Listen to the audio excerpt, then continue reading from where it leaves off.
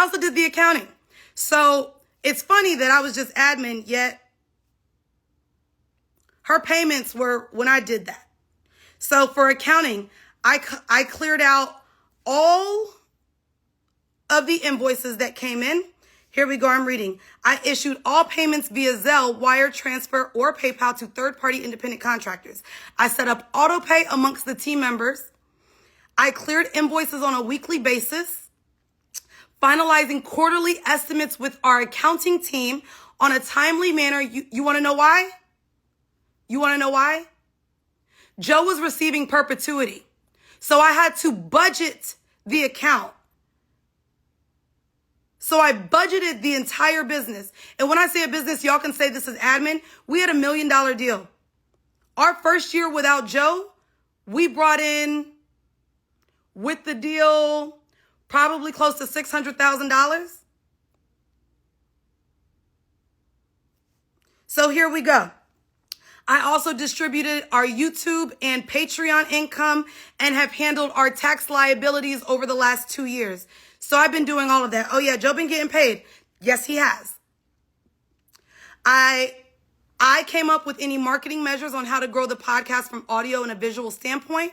I also pitched, see the thing is, for outside opportunities and negotiated rates. So when we did that BET Awards, that was me. I not only acted as our agent, I acted as our manager, and I got us that deal.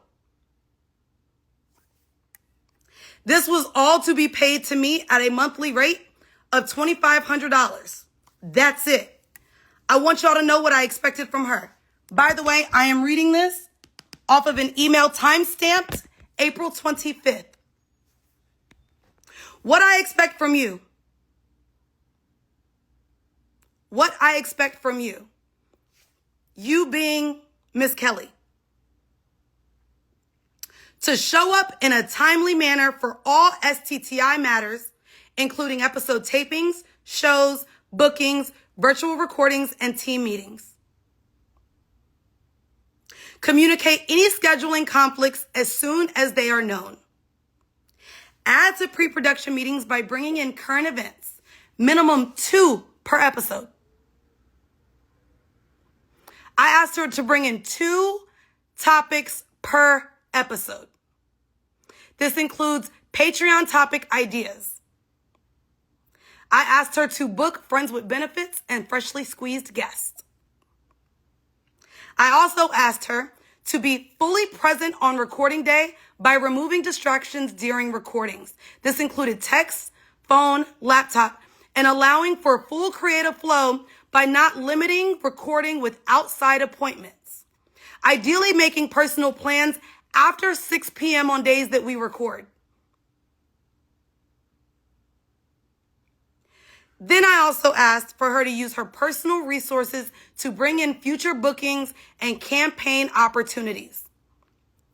I also put, I'd like to incentivize this with a 20% finder's fee. Please let me know if you have any questions or concerns. Her response back, she wanted to pay me $2,000 a month, not $2,500 a month. And she also verbatim said, this is how much she wasn't confident in herself.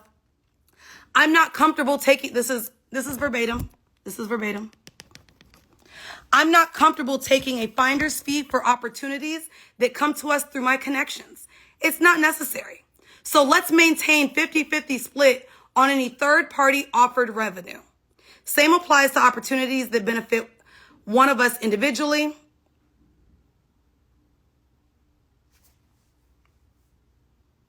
So here we go. There's no way to offboard admin work and management when you run a business.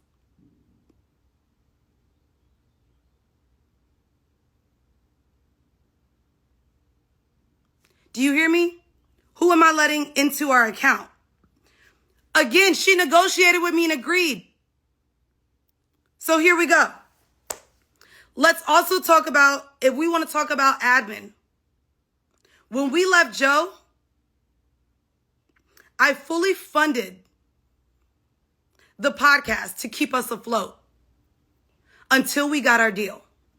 By the time it came for us to get our deal. Again, that studio, that's team. That was only one episode a week at the time, so the expenses were less. But we left Joe in November. We got our first payment in March. So for November, December, January, February, for 4 months, I fully funded the podcast to keep it afloat before we got a deal. That was $14,000 that was owed to me. Because though we split this business 50-50, I fully managed and funded this show to keep it afloat. Everyone that got hired on See the Thing Is, let's also talk about that. I hired every single person.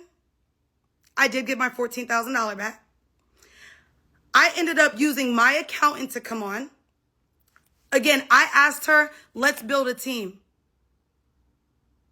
She had nobody, not even from her days with Love and Hip Hop or Rock Nation. So I hired our entire team, including legal, which could not even represent me in this separation. I brought on legal.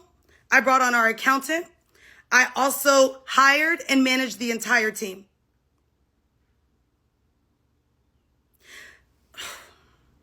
I want to add a little bit to that because there was another lie in this video where she said that everyone on our team worked at Full Court Studios. Let me tell you the lie there. I love May. Our lead audio producer has previously worked with me and she lives in LA. Our YouTube person lived in Austin, Texas. Our clip editor lives in Croatia.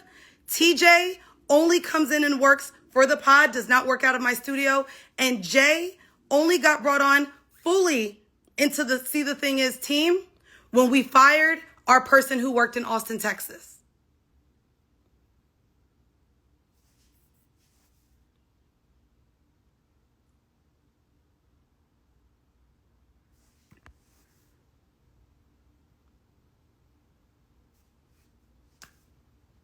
None. And Jay no longer works at the studio. Still love Jay dearly, but she continued to work for See the Thing Is, even after not working at the studio. So I have people in here that work with me. I would like to bring up where she said I tweeted about her during her bachelorette party. Because here's the thing, if y'all listen to See the Thing Is, I said I was tired. That's all I said. I also wished her the best on her future endeavors. Please go back and listen. And if you didn't listen, I transcribed the whole episode. So maybe I'll post that. So one moment. Let me pull up these tweets. Because here are the tweets in which she said I was tweeting about her during her bachelorette party. You ready? I'm just grateful that the storm is gone from all of that noise as well as the mess, quote unquote. Mess referring to just hilarious. I re-grieved my romantic relationship. I began to grieve walking away from something I created, and I sat heavily with all of my missteps along the way to be sure I don't make those same mistakes again in the future. STTI was debilitating. That's the word I found myself using in explaining my decision to my peers. The workload was a lot. I just shared my workload. And I lost the passion within the brand and partnership. I felt stifled in being able to create anything else, and I began resenting the thing I created. The internet acted chose as though they have never left a job or ended a relationship and that didn't serve them anymore. I was made to be a villain for the same decision every single person has made. Then there was a response where someone brought up the workload, and I said, y'all knew I was working myself to death and it wasn't healthy for me. Y'all, I cried almost every month on the pod about my workload. I want to be very clear. I did this entire scope of work while also managing a studio and while doing a lot of this for horrible decisions as well, while touring 24 cities. I want to add that the other lie she said was that I I put so much work on her that was insufferable because of my relationship. Now, I'm not making this at all personal, but since me grieving my relationship was brought up, I want to bring up that scope of work in this agreement for her to literally just show up was sent April 25th. I broke up with my partner in May. I paid myself through July. Our deal terms did change. And as a courtesy, I have not paid myself for this admin work since August. Because as a courtesy, I didn't want to affect the money that she was seeing.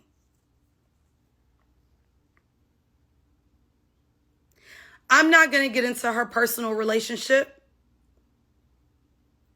because that's not important here. What I will do is get into the receipts of it all. Where our personal relationship faltered, and again, I'll just keep this in terms of business and won't bring up anything personal. I wrote an email. I texted her. I took her to lunch. I took her to dinner. I spoke to her to and from the studio. I spoke to her at the studio. I absolutely asked for help. I told her I would teach her Canva. I told, bitch, we're neighbors. I will teach you everything I do in this podcast business. Instead of learning anything or splitting, she constantly wanted to continue hiring people. And so as a friend, because that's what she's claiming we were. So as a friend, as I'm asking you to help and you are refusing to show up as a partner, how do I not take that personal?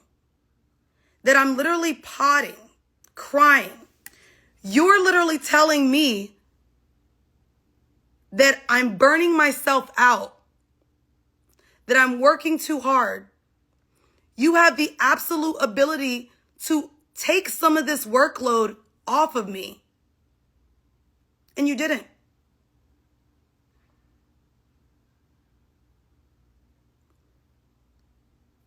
Here, I want to let you know, does anyone think Bridget is dead wrong for wanting to hire people? Are y'all ready? Do we want to get into, hold on, I have a Google sheet.